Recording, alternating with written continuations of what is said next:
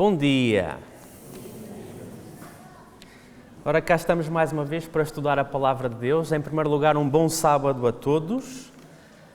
Mais uma vez, como referi na oração, que os anjos do Senhor estejam aqui nesta sala ao nosso redor e que impeçam os anjos do outro lado de estarem aqui a fazerem das suas. Irmãos, como é meu hábito, os irmãos já me conhecem, vamos inclinar a nossa cabeça, fechar os olhos e fazer uma pequena oração antes de passarmos ao estudo. Poderoso Senhor, grandioso Rei do Universo, grandioso Pai, neste momento aqui estamos, Senhor, te suplicando que derrames o Teu Santo Espírito sobre cada coração, cada mente aqui presente, Senhor. Derrama também o Teu Santo Espírito sobre cada um que nos assiste pela internet, Senhor Deus, seja agora em direto, seja depois mais tarde, quando estiver disponível em offline. Que Tu nos protejas, que Tu nos guardes e desperta-nos o nosso entendimento, a nossa compreensão, ajuda-nos a compreendermos o que vamos aqui estudar da Tua Palavra, Pai. Te suplicamos tudo isto em nome de Jesus. Amém.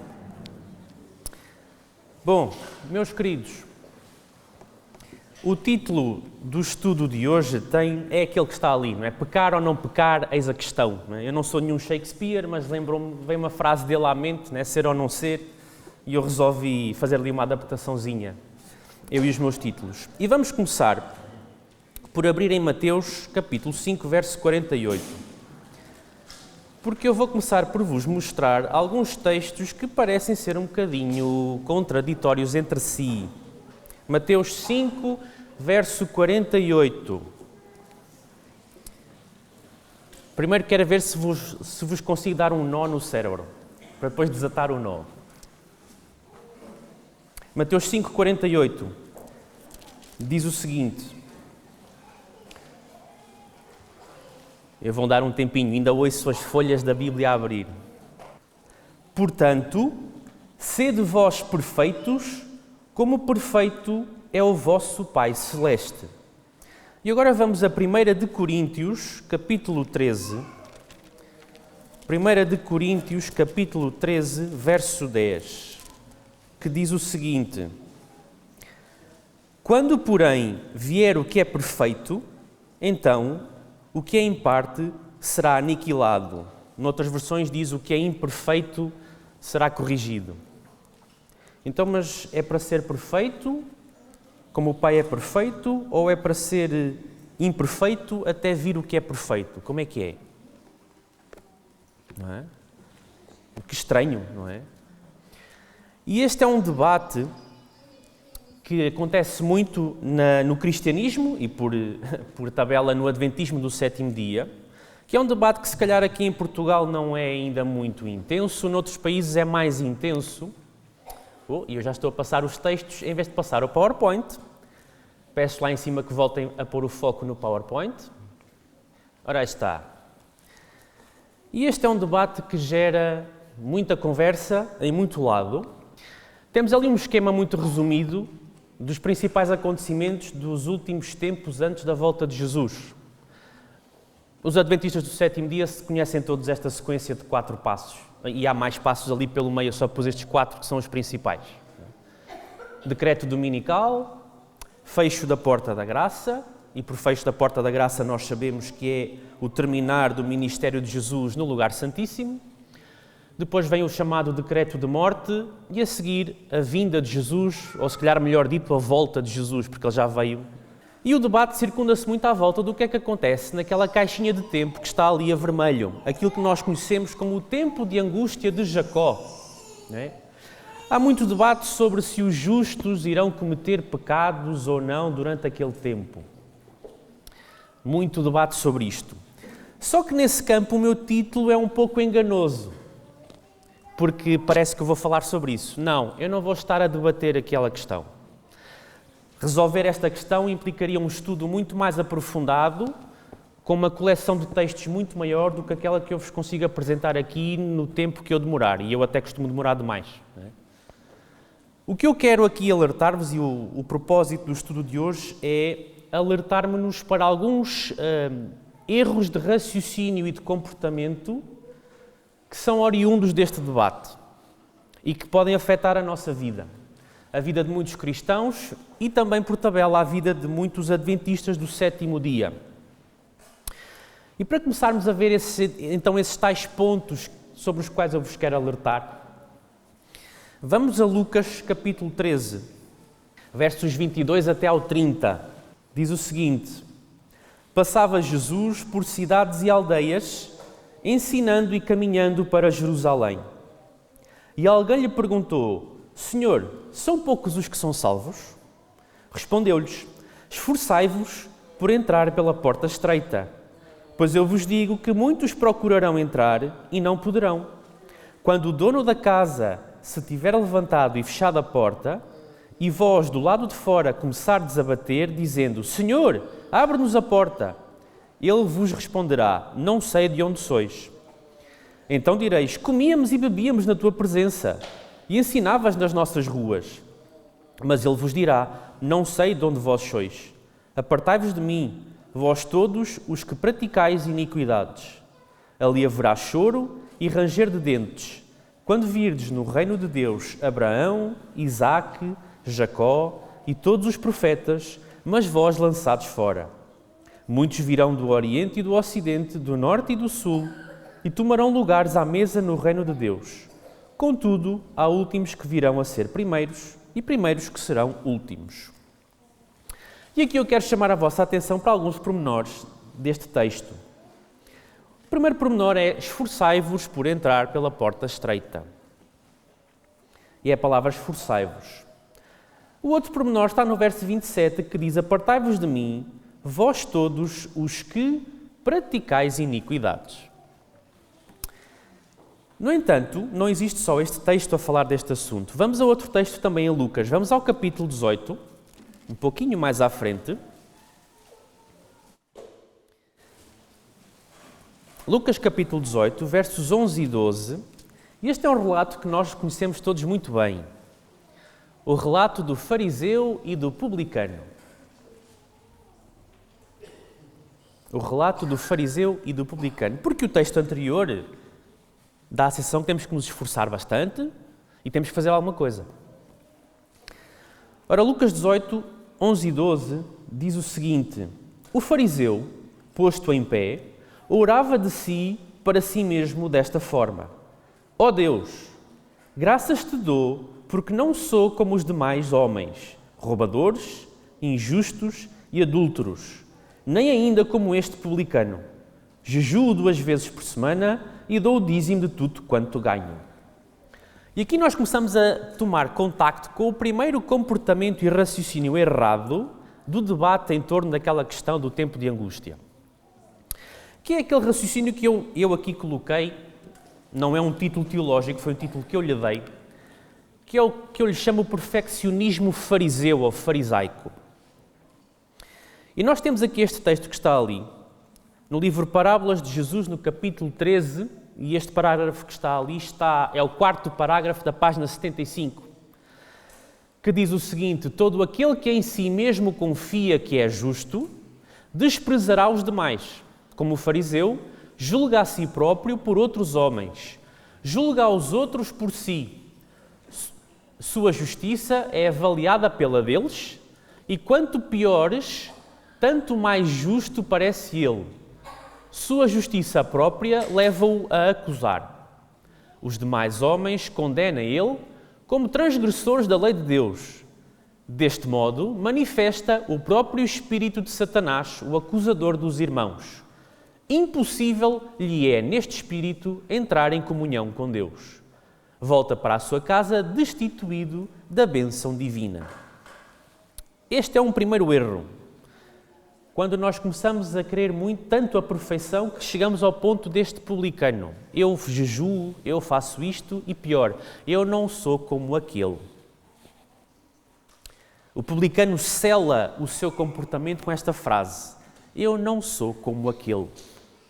O pecador, o adúltero, o roubador,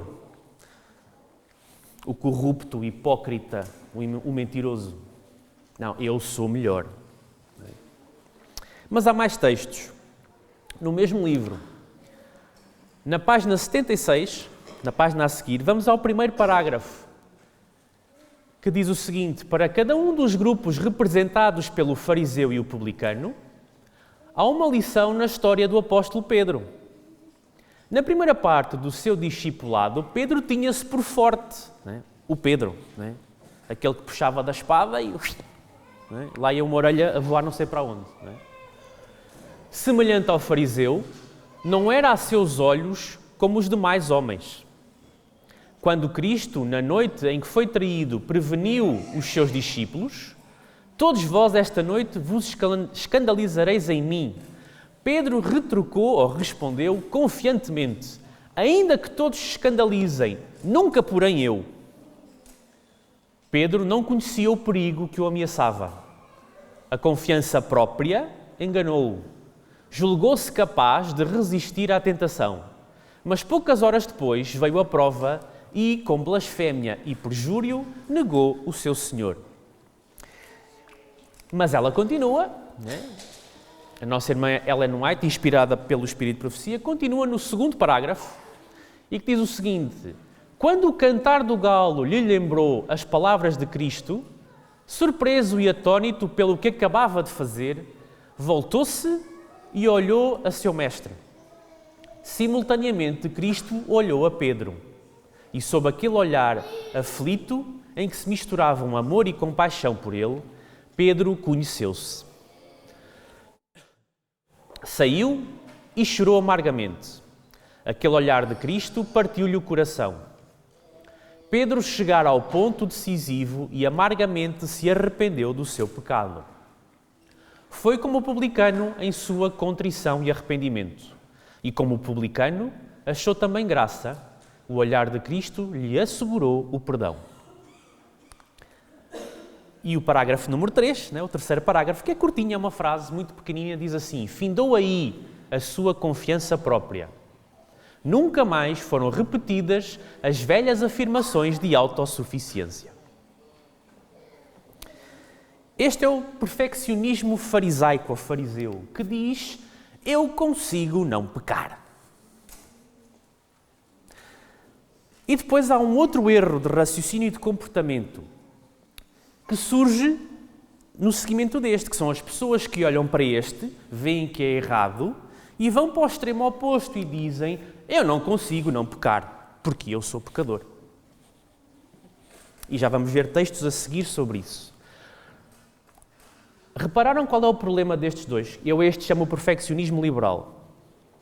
Qual é o problema destes dois? Estão ambos focados no eu.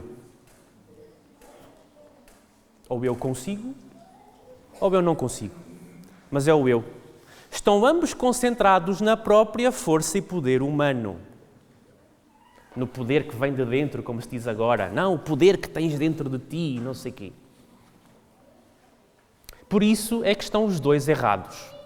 E eu vou-vos mostrar agora que o segundo também está errado. 1 de João, capítulo 3. 1 de João, capítulo 3,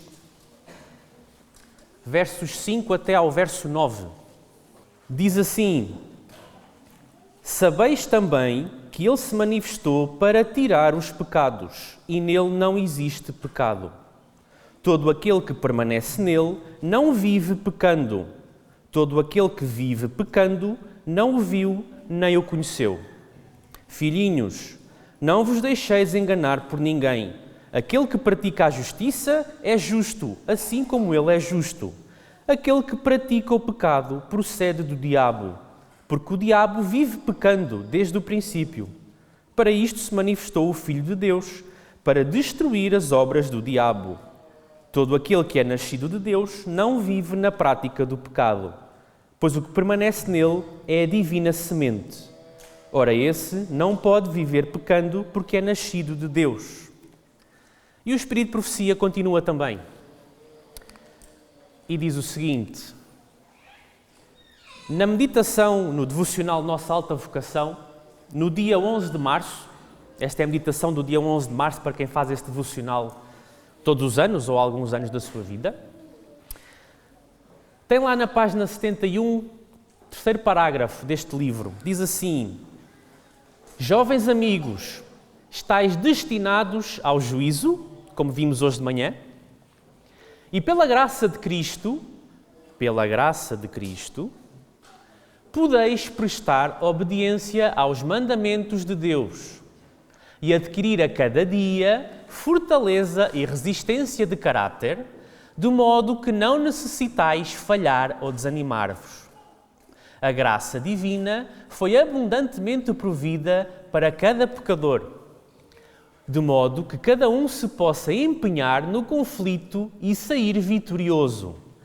Não vos torneis indolentes, não vos lisonjeeis de que podereis ser salvos andando segundo os traços naturais do vosso caráter, que podereis ir conforme a corrente do mundo e condescender com o próprio eu e agradar-lhe, e todavia ser capazes de resistir às forças do mal em tempo de crise e sair vitoriosos no aceso da luta. Precisais aprender a cada dia a obedecer às ordens do comandante dos exércitos do Senhor. E aqui começamos a ver aqui algumas questões interessantes. Primeiro, existe aqui um foco na graça de Deus, no poder divino. Estamos aqui a sair daquele campo do eu consigo ou do eu não consigo. A questão não é o eu, a questão é o ele. E nele é feita provisão a cada dia para nós nos apossarmos dessa provisão e cooperarmos com ela e permitirmos que ela comece a trabalhar em nós. Para que quando chegar a crise ou o aceso da luta, o intensificar dos problemas, que nós sabemos que vai vir, eu mostrei-vos o gráfico no início, nós estejamos capacitados por ele. Mas eu tenho mais textos. E este parágrafo é bem mais explícito ainda. Na mesma meditação, de dia 11 de março, 2 parágrafos à frente, e este parágrafo que está aqui foi trazido também de uma publicação de 1893. E aqui a irmã White é ainda mais explícita. Ela diz assim: não vos assenteis na poltrona de Satanás dizendo que não adianta, que não podeis deixar de pecar, que não há em vós poder para vencer. Não há poder em vós separados de Cristo, mas tendes o privilégio de ter Cristo permanentemente no vosso coração pela fé. E Ele pode vencer o pecado em vós quando com Ele cooperardes. Podeis ser cartas vivas, conhecidas e lidas por todos os homens. Não deveis ser cartas mortas, mas vivas, testificando perante o mundo que Jesus é capaz de salvar. Mais explícito que isto, acho que é um pouco difícil. Não é? Quando nós chegamos ao ponto de dizer assim, não adianta, eu sou pecador, eu não consigo, né? Estamos a sentar-nos na poltrona de quem? Opa! Satanás, não é? Porque o poder de Cristo é maior do que o poder do pecado. Agora, há ali uma questão. É que nós às vezes achamos que o poder de Cristo é simplesmente um download que Ele faz para dentro de nós. Mas ali, na segunda frase que eu pus a vermelho, diz assim, Ele pode vencer o pecado em vós, quando? Com Ele que cooperardes. Então espera lá. Então eu não fico sentadinho à sombra da árvore, numa cadeirinha, à espera que Deus faça o download do seu poder para dentro de mim. Não é assim que funciona. Não é assim que funciona. Mas depois temos outros textos, e agora vou voltar outra vez a dar-vos um nó no cérebro, espero eu. 1 de João, capítulo 1. Porque alguém pode estar a ler isto e pode estar a dizer assim, mas Rui, tu já foste ler 1 de João, capítulo 1, versos 8 e 9? Já foste ler aquele texto? Olha, vai lá ler aquele texto. 1 de João, capítulo 1, versos 8 e 9. Que diz assim: se dissermos que não temos pecado nenhum, a nós mesmos nos enganamos e a verdade não está em nós. Se confessarmos os nossos pecados, Ele é fiel e justo para nos perdoar os pecados e nos purificar de toda a injustiça. E ainda há mais um outro texto que diz assim, Filipenses capítulo 2. Vamos lá. Filipenses capítulo 2.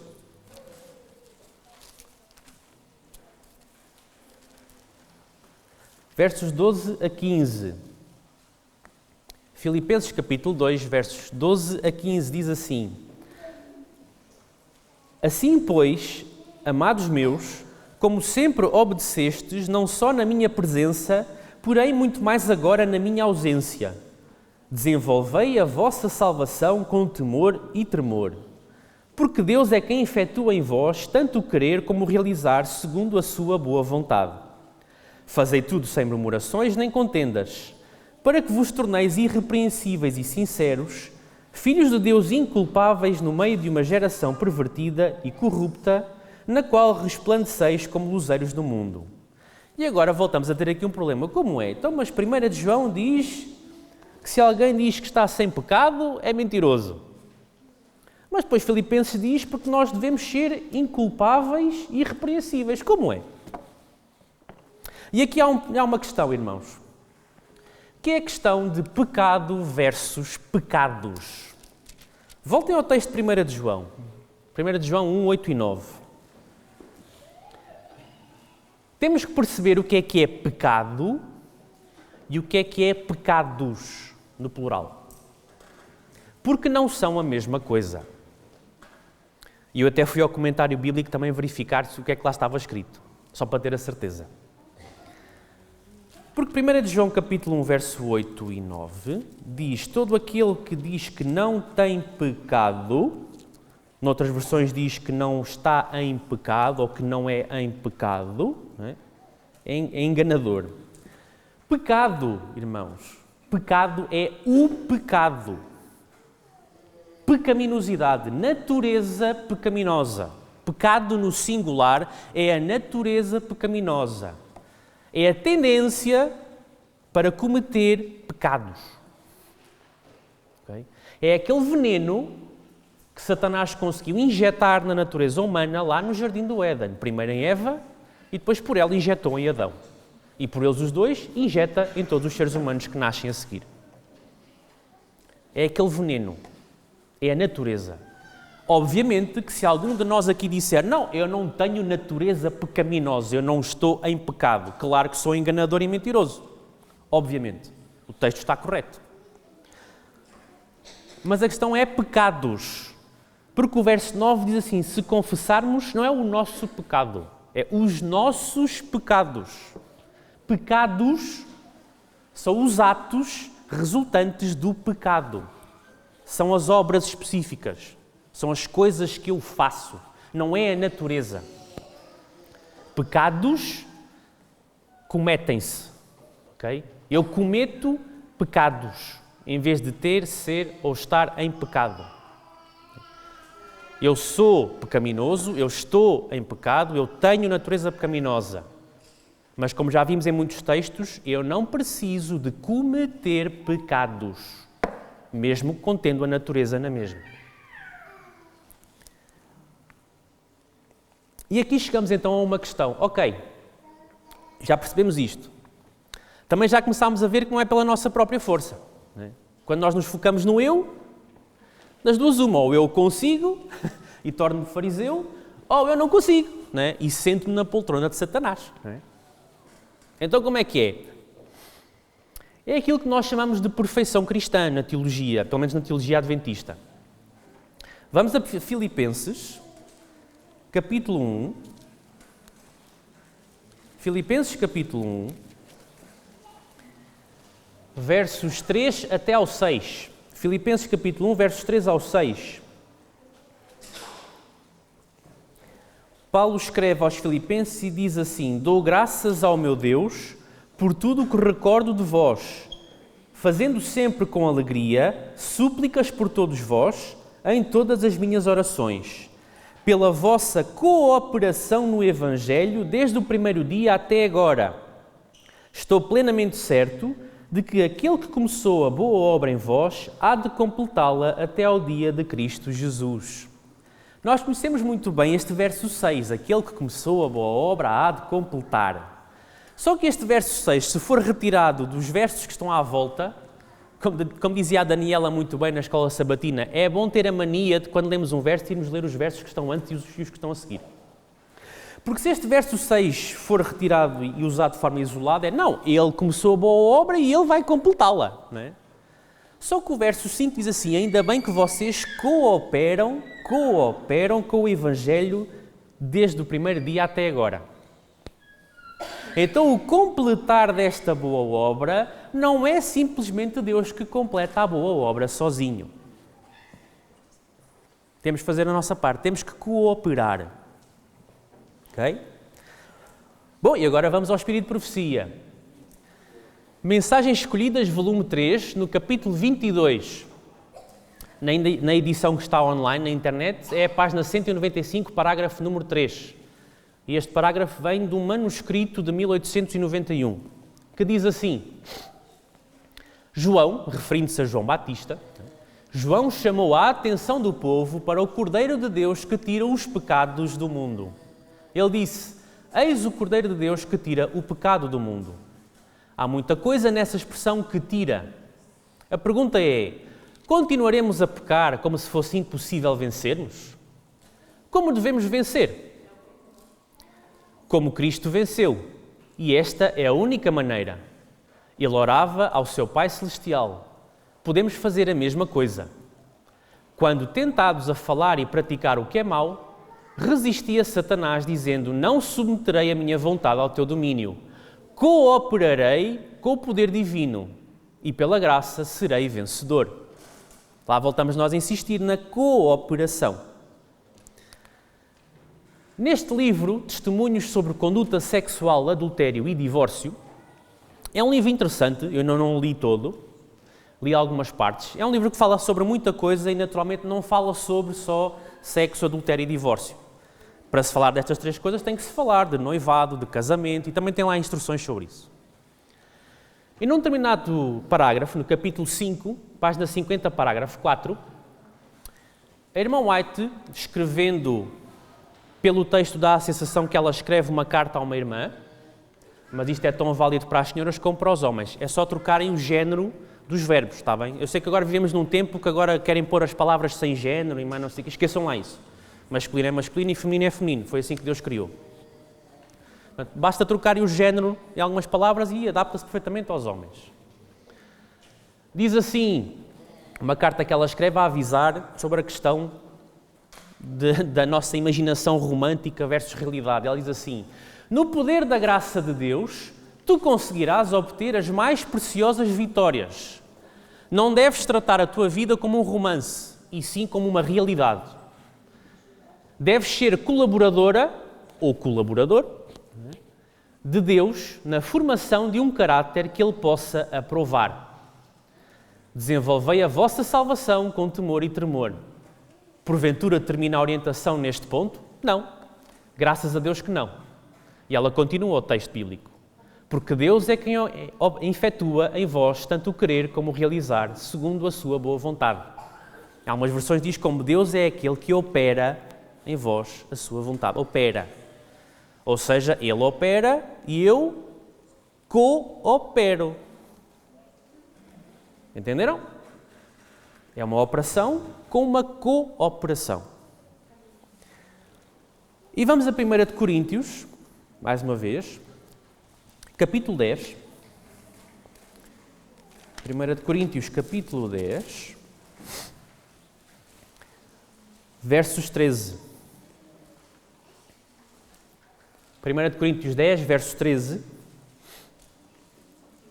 que é um texto que nós conhecemos muito bem, mas talvez nunca tenhamos parado bem para pensar nas reais implicações dele. Ou pelo menos em todas as implicações dele. 1 de Coríntios capítulo 10, verso 13, diz assim: não vos sobreveio tentação que não fosse humana, mas Deus é fiel e não permitirá que sejais tentados além das vossas forças. Pelo contrário, juntamente com a tentação vos proverá livramento, de sorte que a possais suportar. Perceberam o que é que está implícito neste texto? Somos tentados? Somos.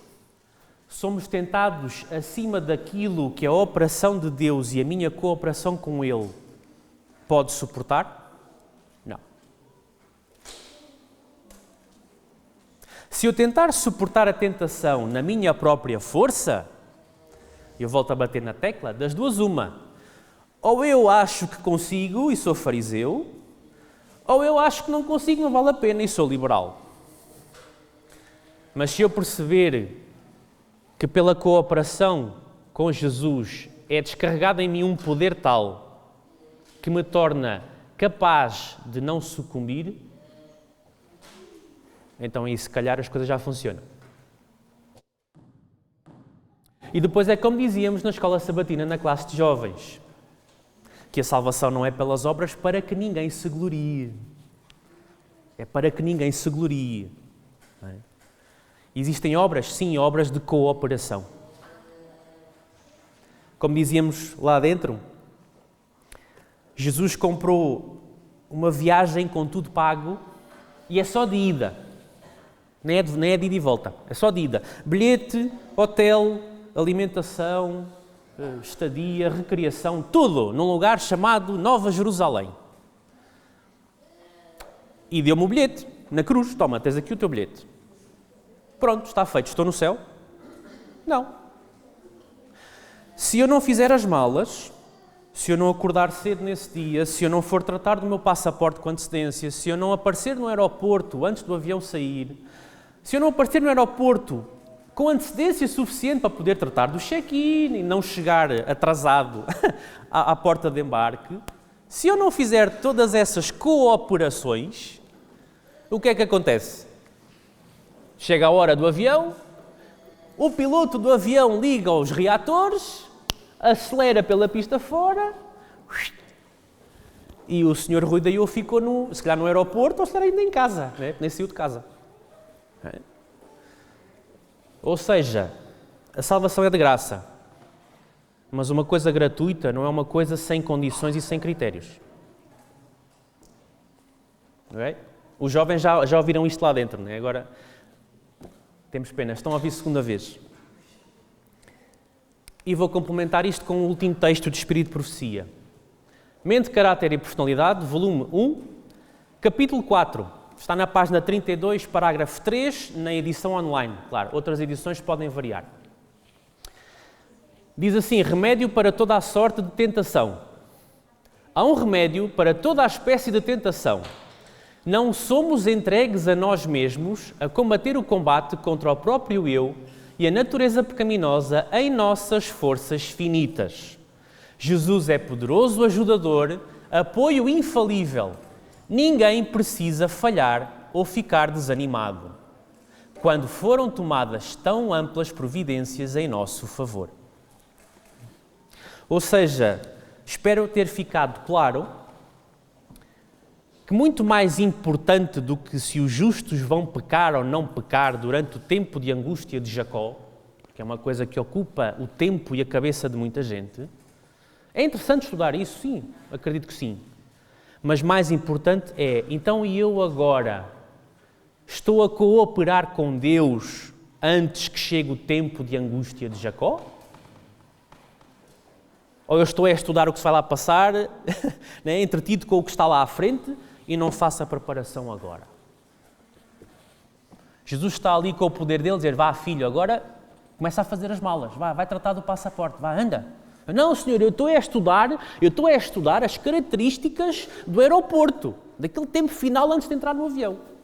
Mas do aeroporto, não te preocupes com o aeroporto, faz as malas, trata do passaporte. O aeroporto, quando lá chegaste, tu vês como é o aeroporto, se é mais assim, se é mais assado. Não te preocupes com a arquitetura e o design do aeroporto, se a porta de embarque é mais ali ou é mais acolá. Primeiro trata das tuas coisas aqui. Mas nós não, nós vivemos a imaginar como é que é o aeroporto. Não é? Se é com pecado, se é sem pecado, se é isto, se é aquilo. E quando chegar a hora de estarmos a entrar no aeroporto para fazer o check-in, nós nem sequer as balas fizemos. Ainda estamos no apartamento ou na vivenda. E Satanás vai apanhar muita gente assim. Muitos cristãos, porque as pessoas não cristãs não analisam isto, não é? E se calhar muitos adventistas do sétimo dia. concentrados em analisar as picuinhices da porta de embarque e de como é que é o segurança que está ali no check-in, se ele é mais assim, se não sei o quê, em vez de tratarem do que têm a tratar. Não é? Meus queridos, relembro, aqueles 2 perfeccionismos que eu vos mostrei estão concentrados na própria força humana e por isso mesmo são os 2 errados. Ok? Como se costuma dizer, quando Satanás não puxa, ele empurra. Porque de um lado está um fogo que queima, entre aspas, né? E do outro está outro. Ok? Quando ele não puxa, ele empurra, e quando ele empurra e não consegue, ele puxa. Ele faz sempre a operação contrária, aquela que não funciona. E depois há aqui uma outra questão, que eu só pus mesmo ali em jeito de conclusão.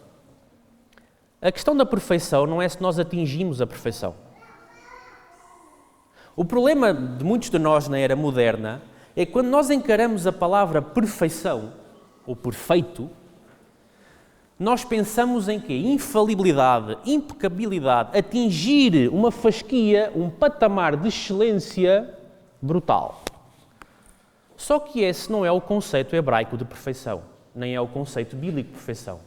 Esse conceito de perfeição vem do raciocínio grego. Os gregos, como vocês sabem, eram muito habituados a ambientes competitivos. E não era só no desporto. As cidades gregas viviam em conflitos militares umas com as outras, em permanente competição por território. Só se juntavam quando aparecia uma ameaça externa. Por isso é que existe aquela história dos 500 espartanos que foram contra os persas e tudo mais. Quando vinha uma ameaça de um outro país que não os gregos diziam, não, espera aí, nós aqui andamos à pancada uns com os outros, mas ninguém de fora tem o direito de vir para aqui, deixem-nos sossegados, não é? Era como os romanos diziam dos portugueses ou dos lusitanos. Os lusitanos são um povo que não se governa nem se deixa governar, não é? Quando estão lá quietos, sem interferência externa, não se entendem uns com os outros. Mas quando aparece uma interferência externa, de repente já são todos amigos porque há um perigo externo. E os gregos eram assim. Eles viviam em permanente competição e, portanto, os raciocínios deles eram com base nesta forma de pensar competitiva. Daí Jogos Olímpicos, daí essas coisinhas todas que eles tinham. A vida deles era competição, de manhã à noite. E, portanto, para eles, perfeição era atingir um patamar na competição que nenhum dos meus adversários lá chegava. Ganhava eu. Era este o raciocínio deles. E nós hoje, nas culturas modernas, estamos envenenados na nossa linguagem, na nossa compreensão, em relação à palavra perfeição por causa disto. A perfeição na Bíblia, vocês vão ver vários textos se estudarem. Quando se fala em perfeição, fala-se em viver a perfeição, não é em atingir a perfeição. A perfeição vive-se diariamente. Perfeição não é um patamar, não é uma fasquia que eu cheguei lá e agora ganhei. Perfeição é um caminho que eu percorro diariamente, sem me desviar nem para a direita, nem para a esquerda. E nós conhecemos este palavrear bíblico. É um caminho. Portanto, se eu andei em perfeição durante o dia de hoje e fui para a cama andando em perfeição, ok, amanhã acordo e tenho que continuar a andar em perfeição. Okay? Eu não fico automaticamente aprovado só porque consegui andar em perfeição durante um bocadinho. Eu nunca chego ao fim da caminhada da perfeição. É constante, é contínua. E, portanto, não se esqueçam, uma coisa é ser pecador, ou ser pecaminoso, ou ter natureza pecaminosa. Outra coisa é eu ser pecadeiro, que é aquele que vive a cometer pecados. Não só está em pecado, como vive a cometer pecados. É uma atividade profissional, não é? Para alguns. É. Nós somos doutorados nisso, muitas vezes. Não é? Deixar de ser pecador será uma operação de retirar aquela parte pecaminosa da minha natureza. E essa será feita na vinda de Jesus.